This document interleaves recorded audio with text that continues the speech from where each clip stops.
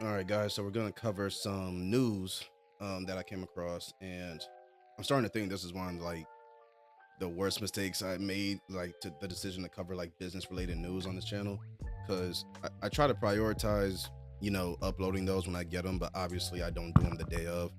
When it comes to making like news based videos, maybe I'll start, switching that up because in the last 2 days I've seen news about Paramount Studios and some like layoff news that I saw this morning that both caught my eye, and I didn't plan on talking about them, but now I feel like I should and I kind of want to.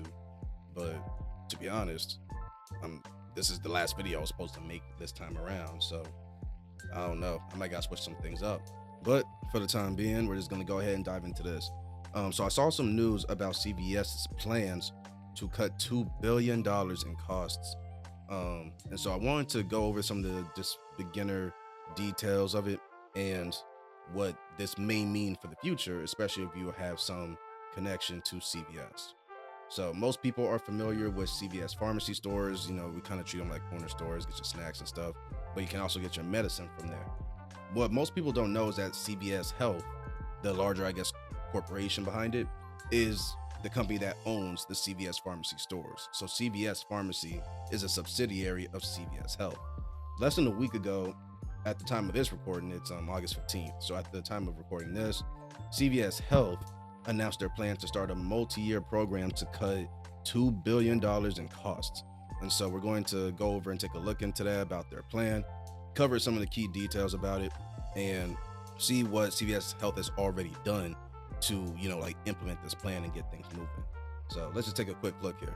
So as far as the cost reduction plan, we know that CVS has outlined a multi-year program aimed to cut $2 billion in costs. The plan is set to unfold over several years, so it's not supposed to be like a drop of a dime type of thing, indicating long-term strategic shifts rather than immediate changes.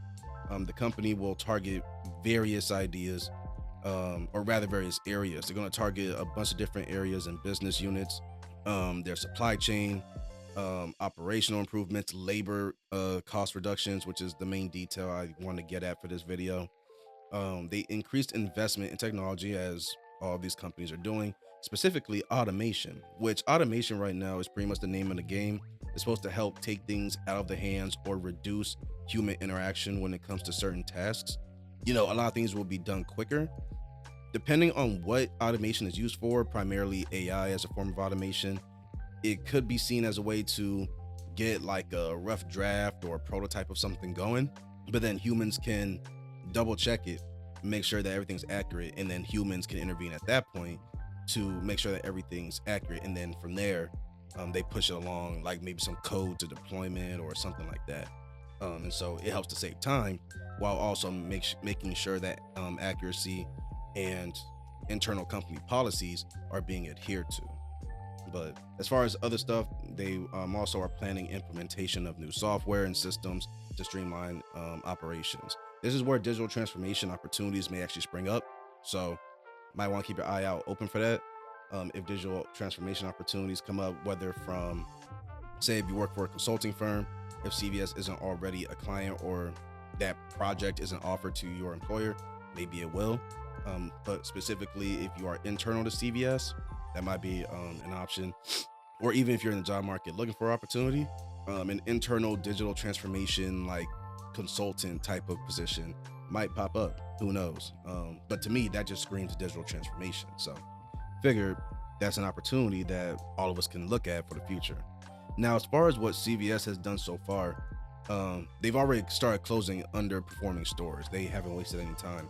They decided to close those stores in an effort to optimize their retail footprint and to consolidate certain business units, certain like divisions and segments of the business, to consolidate them, to eliminate redundancy. So basically they don't have more than what they actually need when it comes to certain like parts of the operation, but also to improve efficiency. So that way things, they're quicker, more accurate, and still managing to provide what their customer base wants and needs.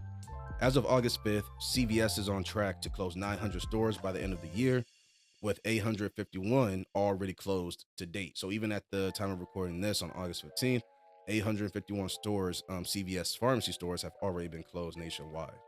Over the last few years, CVS has been part of many smaller acquisitions, but there is one that really stuck out to me.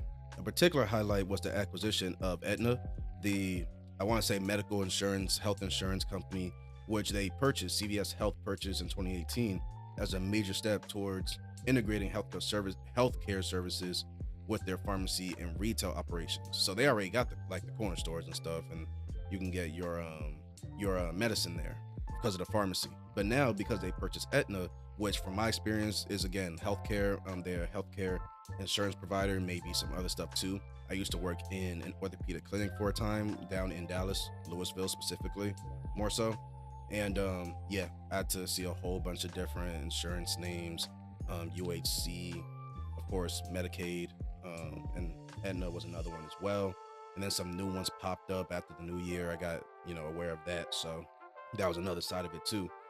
So now CVS Health is going to have that type of service to offer to the public since they purchased Aetna in 2018, and will integrate some of that type of service or those services into their already existing business units. So that's something else. They also plan on expanding their online and mobile platforms to cater to the increasing demand for digital health services. This may also be another opportunity because specifically, CVS is focused on implementing telehealth services to promote remote consultations and services. So I don't know if you need to be an MD specifically. I don't know if this would have any type of business opportunity, like if you're for non-medical personnel or medical personnel up to a point, such as PAs, like can be if you're an MD, like if you're some type of, again, I was in an orthopedic clinic, so if you're a surgeon, orthopedic surgeon, neurosurgeon, a PA for said surgeon, stuff like that. Maybe you'll be able to do telehealth consultations, might open remote job opportunities there. So again, sounded pretty interesting to me. So that led me to wonder what would lead to those type of opportunities that we can start keeping our eyes out for. Now, in terms of potential long-term effects of CVS Health, closing all these stores, cutting costs, primarily labor costs, um, it may end up making CVS Health stronger as a business, and strengthening their position in retail market, like the pharmacy market. But now with the acquisition of Aetna, which they're probably still integrating some of those services from Aetna into their own, while also producing their own products and services, whether Aetna had them or not, they may end up strengthening or developing a new footprint in the healthcare market if they haven't done so already. On the other side, CVS is implementing artificial intelligence, of course, like everybody else, as well as software solutions to streamline their operations, reduce their labor force. So layoffs may be coming if they haven't hit full force for that company already, which they probably have. They closed almost 900 stores, and they plan to within the next 3.5 months by the time 2024 ends. So yeah, a lot of people probably have already been hit with that news, but just know another shift or another wave of it may be coming for you very soon.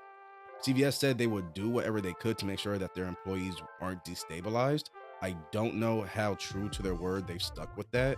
That could easily be PR, or maybe they've just, because they've consolidated so many operations and business units into like different locations, maybe into higher performing stores, maybe they've simply relocated people to different locations when possible, whether for corporate opportunities, pharmacy based opportunities, stuff like that. Maybe they've just created, like they've eliminated some job titles, but maybe as easily created some new ones, and move those people into those new job titles, because that can happen too. Companies can create job titles however they want. It's just a matter of, do they have the funding to back it, and do they want to? We have to wait and see what the long-term impact of that would be, especially when it comes to layoffs, layoffs that have already happened. I personally haven't seen, now that I think about it, I don't think I've seen anyone announce that they've been laid off from CVS in particular. I'm sure it's happened though. Maybe I just don't follow people, or I'm not connected to people, that's just affected. But pretty much everyone has been affected more or less, unless you're in the government sector. If you're a government employee or somehow are involved in government work, then yeah, you will be the only exception, because government doesn't do layoffs. It's a long-term project for CVS, something that we can probably keep up with over time. So maybe I'll like report on this or keep up with it multiple times as they keep updating their news. And yeah, let's just hope that this cost reduction project for them doesn't destabilize so many more people with an already brutal market. Yeah, guys, that's everything I know about CVS, the cost reduction project, everything they've done so far as closing almost 900 stores. They plan on closing at least 49 more between now and the end of the year. And who knows, maybe they'll get overzealous and we'll keep closing stores even past that. So, yeah, we'll see where this goes. And if more news that's like important or relevant keeps popping up, then I'll keep talking about it here. But yeah, guys, go and give me your feedback, suggestions, everything like that in the comment section below.